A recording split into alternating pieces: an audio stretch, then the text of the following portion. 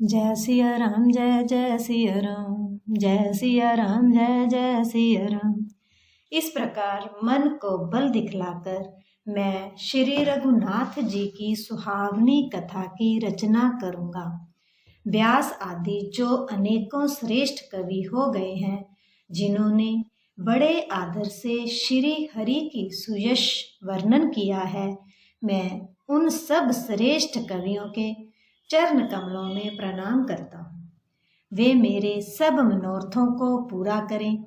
कलयुग के भी उन कवियों को मैं प्रणाम करता हूँ जिन्होंने श्री रघुनाथ जी के गुण समूहों का वर्णन किया है, जो बड़े बुद्धिमान प्राकृत कवि हैं, जिन्होंने भाषा में हरि चरित्रों का वर्णन किया है, जो ऐसे कवि पहले हो चुके हैं, जो इस समय वर्तमान है और जो आगे होंगे, उन सब को मैं सारा कपट त्याग कर प्रणाम करता हूँ।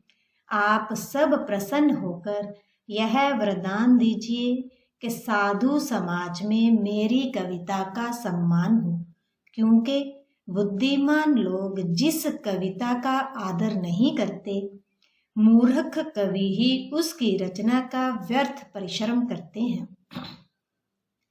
कीर्ति, कविता और संपत्ति वही उत्तम है जो गंगा जी की तरह सबका हित करने वाली हो। श्री रामचंद्र जी की कीर्ति तो बड़ी सुंदर है, परंतु मेरी कविता बद्दी है। यह असमंजस है, इसकी मुझे चिंता है। परंतु हे कवियों, आपकी कृपा से यह बात भी मेरे लिए सुलभ हो सकती है। रेशम की सिलाई टाट पर भी सुहावनी लगती है।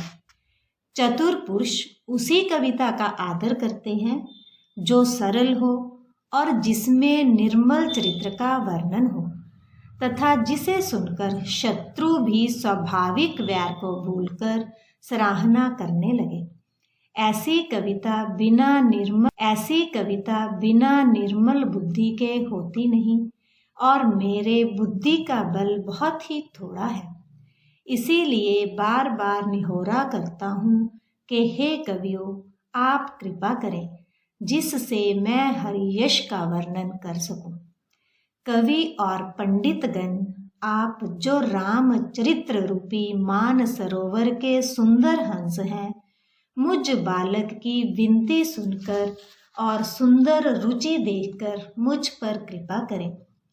मैं उन वाल्मीकि मुनि के चरण कमलों की वंदना करता हूँ जिन्होंने रामायण की रचना की है, जो खर सहित होने पर भी कठोर से विपरीत बड़ी कोमल और सुंदर है, तथा जो राक्षस सहित होने पर भी दूषण अर्थात दोष से रहित है।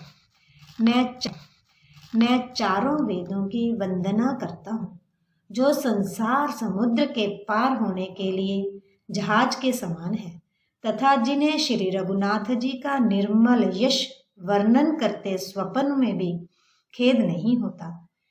मैं ब्रह्मा जी के चरण रज की वंदना करता हूँ, जिन्होंने भवसागर बनाया है, यहाँ से एक और संत रूपी अमृत, चंद्रमा और कामधेनु निकले, और दूसरी ओर दुष्ट मनुष्य रूपी विष और मदिरा उत्पन्न हुए।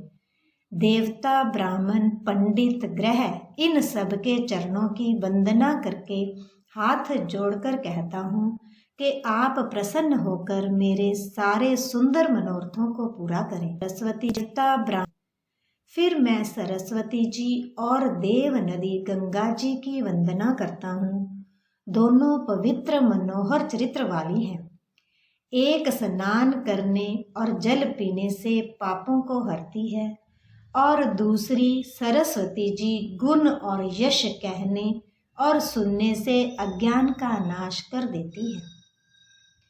श्री महेश और पार्वती को मैं प्रणाम करता हूँ, जो मेरे गुरु और माता पिता हैं, जो दीन बंधु और नित्य दान करने वाले हैं, जो सीतापति श्री रामचंद्र जी के सेवक, स्वामी और सखा हैं, तथा मुझ तुलसीदास का सब प्रकार से कपट रहित हित करने वाले हैं।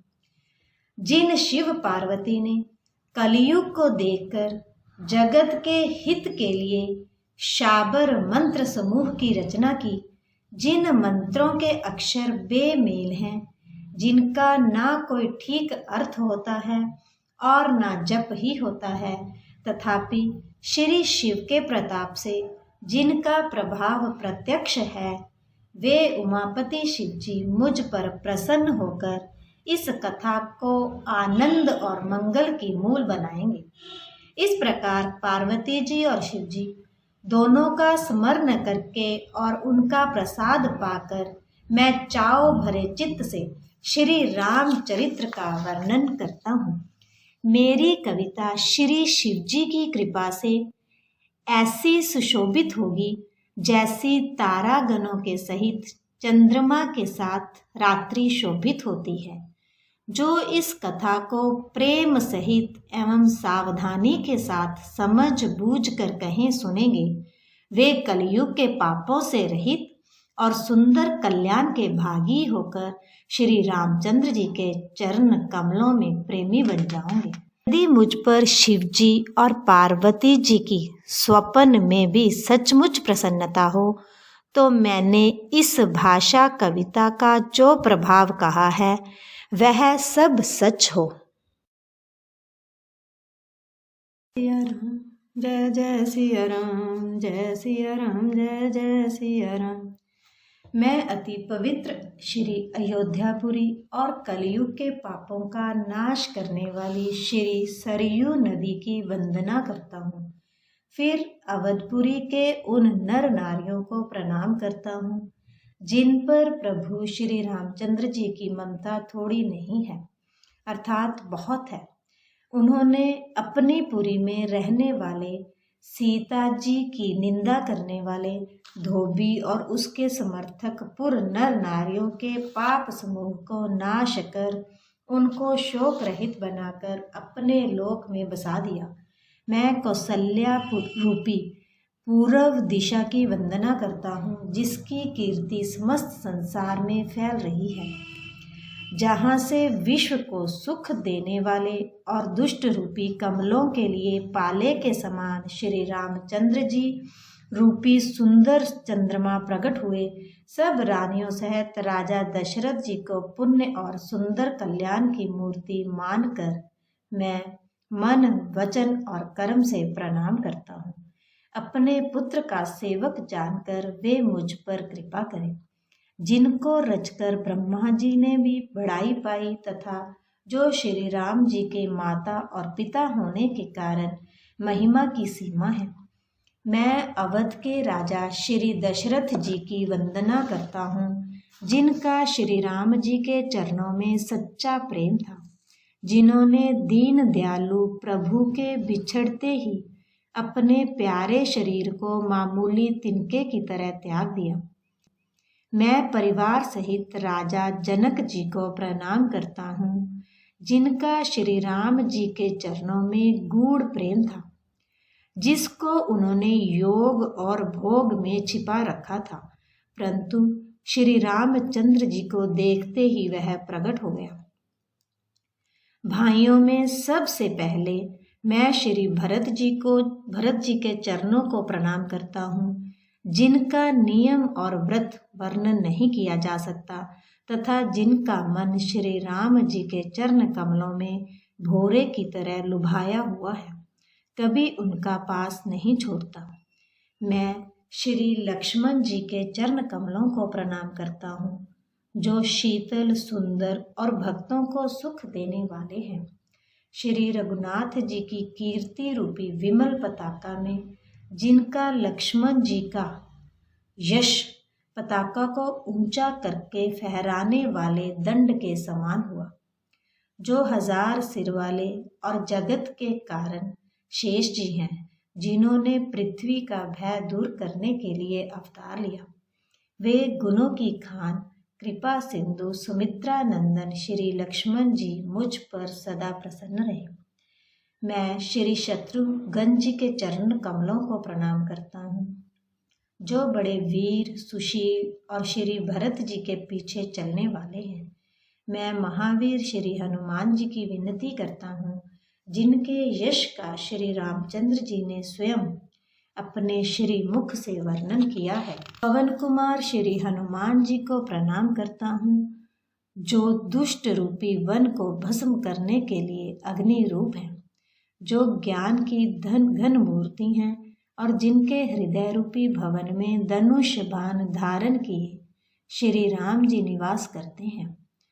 वानरों के राजा सुग्रीव जी, रीछों के राजा जामवान जी, राक्षसों के राजा विभीषण जी और अंगद जी आदि जितना वानरों का समाज है, सब के सुंदर चरणों की मैं वंदना करता हूँ, जिन्होंने अधम शरीर में भी श्री रामचंद्र जी को प्राप्त कर लिया।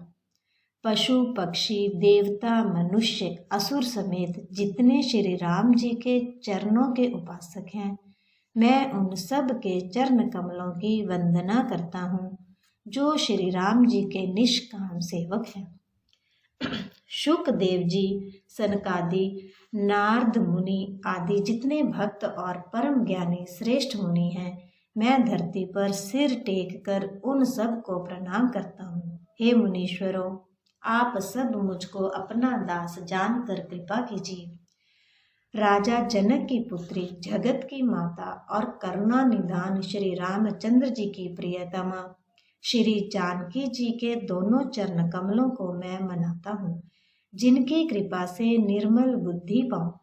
फिर मैं मन वचन और कर्म से कमल नयन धनुष बाणधारी भक्तों की विपत्ति का नाश करने और उन्हें सुख देने वाले भगवान श्री रघुनाथ जी के सर्व समर्थ चरण कमलों की वंदना करता हूँ, जो वाणी और उसके अर्थ तथा जल और जल की लहर के समान कहने में अलग अलग है, परंतु वास्तव में एक है।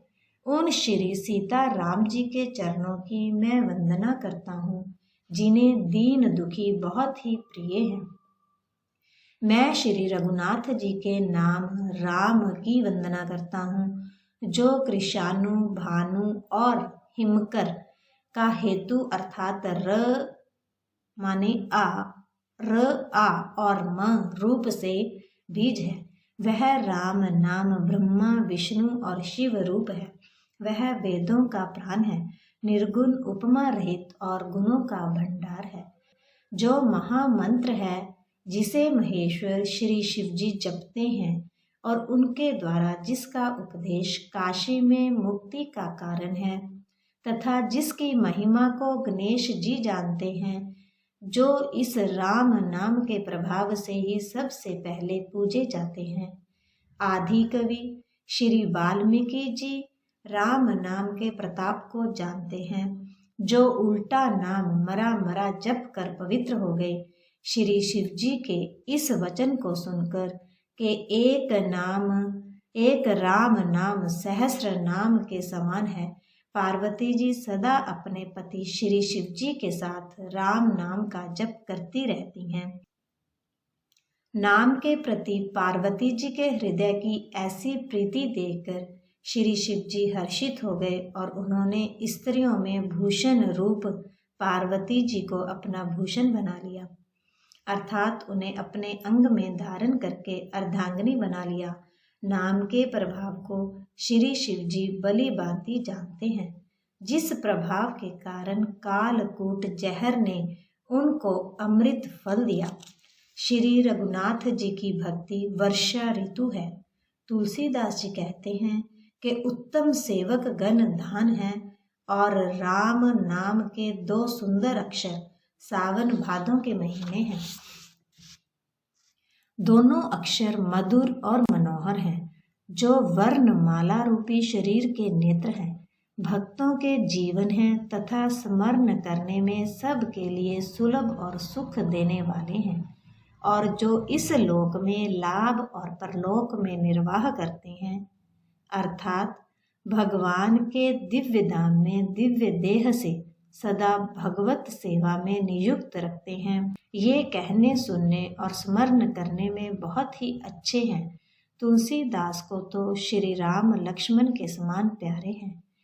इनका र और म का अलग अलग वर्णन करने में प्रीति बिलगाती है, अर्थात बीज मंत्र की दृष्टि से इनके उच्चारण अर्थात अर्थ और फल में भिन्नता दिख पड़ती है, परंतु हैं ये जीव और ब्रह्म के समान स्वभाव से ही साथ रहने वाले, सदा एक रूप और एक रस। ये दोनों अक्षर नर नारायण के समान सुंदर भाई हैं। ये जगत का पालन और विशेष रूप से भक्तों की रक्षा करने वाले हैं। ये भक्ति रूपनी सुंदर स्त्री के कानों के सुंदर आभूषण हैं और जगत के हित के लिए निर्मल चंद्रमा और सूर्य हैं। भक्ति उदर गति रूपी अमृत के स्वाद और तृप्ति के समान है। कच्छप और शेष जी के समान पृथ्वी के धारण करने वाले हैं। भक्तों के मन रूपी सुंदर कमल में विहार करने वाले भौरे के समान हैं और जीव रूपी यशोदा जी के लिए श्री कृष्ण और बलराम जी के समान हैं। तुलसीदास जी कहते हैं, श्री रघुनाथ जी के नाम के दोनों अक्षर बड़ी शोभा देते हैं, जिनमें से एक रकार छत्र रूप से दूसरा मकार मुक्त मुनि अनुस्वारम रूप से सब अक्षरों के ऊपर है।